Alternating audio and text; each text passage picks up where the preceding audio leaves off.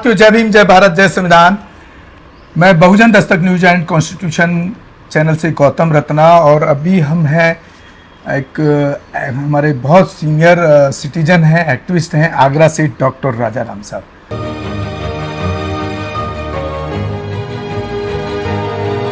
और एक बड़ा अध्ययन है उनका उस संविधान पर खास तौर से।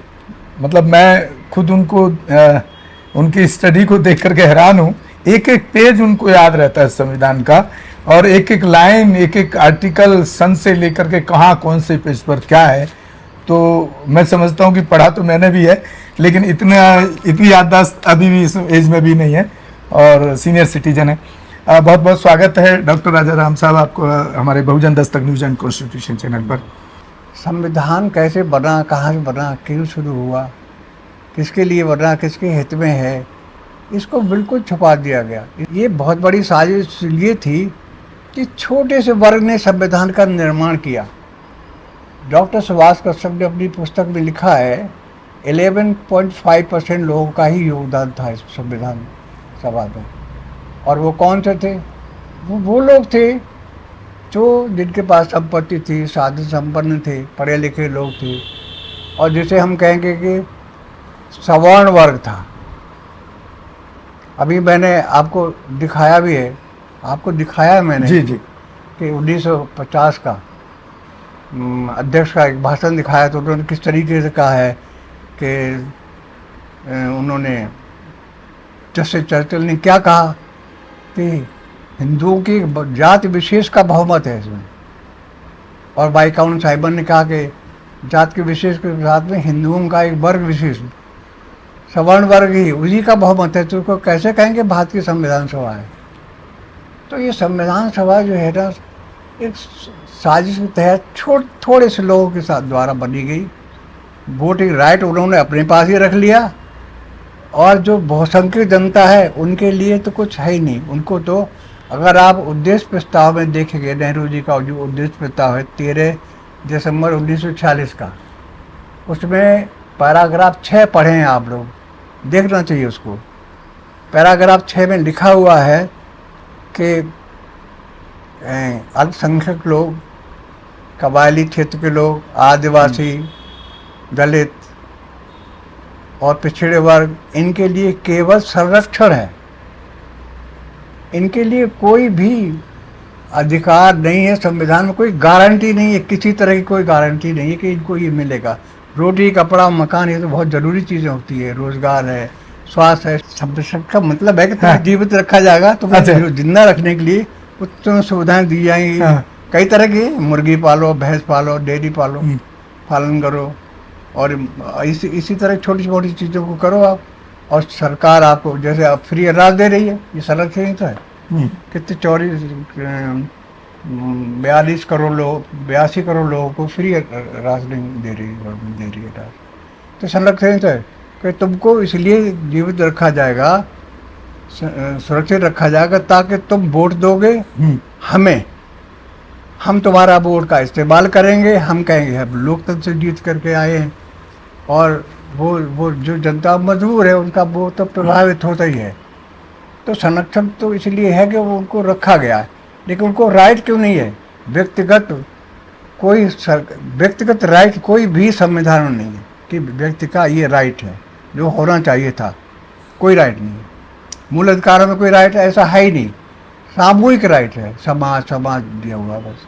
तो आपकी बातों से लगता है, जिस तरह से आपने कहा कि जो संविधान कैसे बना, कौन लोग थे, वो छुपाया गया, और आपकी बातों से लगा कि एक तरीके से आप आरोप लगा रहे हैं कि जो संविधान सभा में जो लोग थे, जिस तरह से आप ही ने बोला कि वो सब जनरल कम्युनिटी से थे। मेरी भाषा में, मैं दूसरे भाषा में देख रहा हूँ, वो ब्राह्मणवादी या मनुवादी सोच या सामंतवादी मानसिकता के लोग थे। क्या इसलिए इन चीज़ों को छुपाया गया? क्या इसलिए सिर्फ संरक्षण दे दिया गया उनको, और कोई उसमें मौलिक अधिकार की भी गारंटी नहीं है? वो परंपरावादी शासक वर्ग लॉ तो है नहीं, मौलिक अधिकार लिख तो दिए गए, मौलिक अधिकार है आपके, बट उसका लॉ कहाँ है फिर? वो जो है ये संरक्षण दे दिया, तुम्हारा संरक्षण किया जाएगा, शासक वो बना रहेगा। आज देखिएगा संविधान सभा में विधायिका में, कार्यपालिका में, न्यायपालिका में बहुमत किसका है? इन्हीं लोग। वर्ग का बहुमत। जी कैसे हाँ। बहुमत है? जबकि संख्या बहुसंख्यक समाज की है। बहुसंख्यक समाज को तो इतना गुमराह करके रखा गया है कि वो उसे तो सुबह से शाम तक अपने पेट भरने की ज़रूरत है कि हमें हमारा पेट कैसे भरेगा, उसी में लगा रहता। अपने मुद्दे समझता ही नहीं है। उसके अपने मुद्दे कि रोज़गार उसके पास क्यों नहीं है। खेती वो करता है सबसे ज़्यादा, खेती में मेहनत वो करता है, लेकिन खेती का मालिक नहीं है। हथियार वो चलाता है, जो भी है औजार वो चलाता खेती करने के, रोज़गार के सारे, लेकिन वो मालिक तो नहीं, मालिक तो कोई और है, फ़ायदा कोई और उठाता है। वो तो कहीं है ही नहीं, वो तो केवल श्रम करता है, मेहनत करता है, और कोई उसको राइट नहीं, बस श्रम करते जाइए। डॉक्टर अम्बेडकर ने तो 25 नवंबर 1949 को इसी संविधान सभा में अपने भाषण में कहा था कि ये मूल अधिकार इतने पवित्र नहीं हैं कि इनमें कोई फेरबदल न किया जा सके। उन्होंने कहा जो सरकार आएंगे अपने हिसाब से वो उसको, हाँ, उन्होंने उनका कहा कि मूल अधिकार ऐसे नहीं कि इनमें कोई फेरबदल, वो कहा कि बदलाव नहीं होगा। नहीं, ऐसा नहीं, सरकार के कानून में फेरबदल। और संपत्ति भी इतनी पवित्र नहीं है कि बिना मुआवजा के उसको ट्रांसफर न किया जा सके। लेकिन यहाँ तो यह है कि सरदार वल्लभ भाई पटेल तो जिद कर गए कि हम ये देखेंगे ही नहीं कि संपत्ति किसके पास कैसे आई, कहाँ से आई। आपको अगर उनकी लेनी है तो मुआवजा देना पड़ेगा। सर एक सवाल और है सर। अभी आप ही के साथ मैं पढ़ रहा था यहाँ एक, क्योंकि सारी ऑथेंटिक किताबें हैं। गांधी जब गोलमेज सम्मेलन में गया तो गांधी वहाँ फेल हो गया, ये मैंने पढ़ा अभी। जो गोलमेज सम्मेलन में गांधी फेल हो गया क्योंकि बाबा साहब अम्बेडकर ने यहाँ की परिस्थिति को इतना स्ट्रांगली वहाँ रखा। तो फिर भी ये जो जब गांधी वहाँ फेल हो गया गोलमेज सम्मेलन में, फिर भी ये संविधान की जो संविधान बनाने वाले लोगों में ये सामंतवादी कैसे बनाने में सामंतवादियों की कमेटी या सदस्य कैसे सफल हो गए? वो आपको बताना कि 1931 जनगणना के अनुसार मतदान का अधिकार उन्होंने अपने पास रख लिया। जी, मतदान का अधिकार के मत जो असेंबलियाँ बनेंगी प्रांतीय केंद्रीय, तो कौन वो शर्तें क्या होगी, किसको अधिकार होगा, तो वही वर्ग है, छोटा सा वर्ग है, उसी का अधिकार था।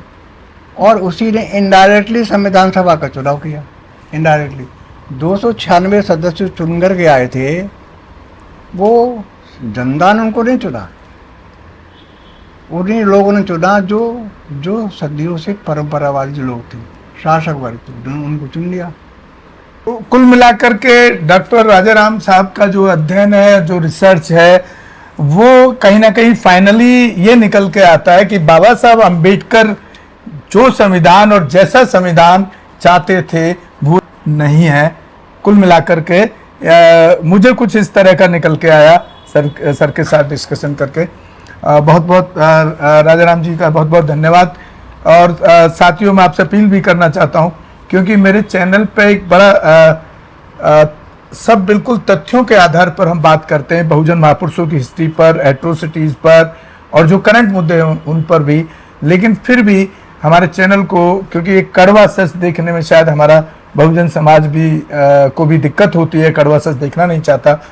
बहुत व्यूज़ और सब्सक्राइबर भी बहुत कम है, व्यूज़ भी कम आते हैं। तो मैं आपसे पुनः एक अपील करना चाहता हूं कि आप ज़्यादा से ज़्यादा हमारे दोनों ही channel Bahujan Dastak news and constitution को ज़रूर ज़्यादा से ज़्यादा देखें, शेयर करें, सब्सक्राइब करें, और हमारे फेसबुक पेज और इंस्टाग्राम पेज पर भी और ट्विटर पर भी जाकर के फॉलो करें, सेम बहुजन दस्तक न्यूज़ के नाम से वहाँ पर हैं।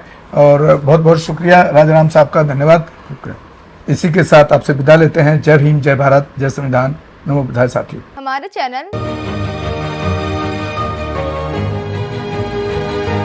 लाइक, शेयर, सब्सक्राइब देखना मत भूलिएगा। जय भीम, जय भारत, जय संविधान, नमो बुद्धाय। धन्यवाद। चैनल आर्थिक समस्या से गुजर रहा है। अगर आप बहुजन समाज में बाबा साहेब अम्बेडकर और तथागत बुद्ध की विचारधारा को अधिक से अधिक लोगों तक पहुंचाना चाहते हैं तो हमें आर्थिक सहयोग प्रदान करें, ताकि हम अपने चैनल के माध्यम से देश विदेश में समता, बंधुता, एकता और संवैधानिक अधिकारों को ज्यादा से ज्यादा लोगों तक पहुंचा सकें। आप अपनी सहायता राशि नीचे लिखे खाते में जमा करा सकते हैं। खाता धारक गौतम रत्ना, खाता संख्या 3169576865 IFSC कोड SBIN 0060336, बैंक भारतीय स्टेट बैंक। आप हमारे बैंक खाते का विवरण स्क्रीन पर भी देख सकते हैं। जय भीम जय भीम। मैं गौतम रत्ना गौतम फिल्म्स प्रोडक्शन में आपका स्वागत करता हूं। आप हमारे प्रोडक्शन हाउस के अंदर अपना कैरियर बना सकते हैं as a film director, as a producer and actor and actress and editor and cinematographer also. अगर आपको फिल्म से रिलेटेड कुछ भी प्रोजेक्ट आपको बनवाना है तो हमारे पास में पूरा सेटअप है, जिसमें फिल्म कैमरा है, शूटिंग लाइट्स है और एडिटिंग है। सारा A to Z एक ही जगह पर आपको हमारे यहाँ पर मिल जाएगा। तो दोस्तों, आप हमें कांटेक्ट कर सकते हैं हमारे नंबर्स पर 9810085714।